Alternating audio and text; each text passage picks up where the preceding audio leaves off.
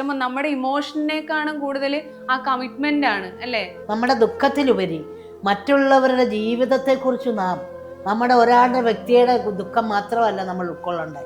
അത് സ്വാർത്ഥതയാണ്. മറ്റുള്ളവരുടെ അന്നം മുടക്കരുത്. മറ്റുള്ളവർക്ക് എന്ത് സംഭവിക്കുന്നൂടെ നാം ചിന്തിക്കണം നമ്മളെ കൊണ്ട്. അതൊക്കെയാണ് മോളെ മനുഷ്യൻ പഠിക്കേണ്ടത്. അറിവെന്നാൽ എന്ത്?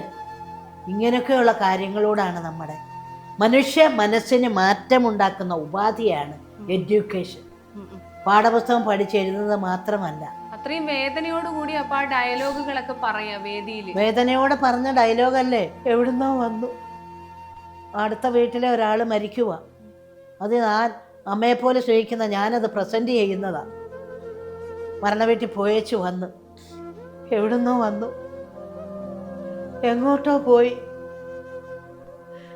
നല്ലവരെ ദൈവം നേരത്തെ അങ്ങ് വിളിക്കും. എൻ്റെ പൊന്നുമോനെ സ്നേഹനിധിയായിരുന്നു. പാട്ടുപാടി എല്ലാവരും നല്ല പോലെ പാടുമായിരുന്നു. സ്നേഹം മാത്രമേ ഉള്ളൂ, ആർക്കും ദ്രോഹം ചെയ്ത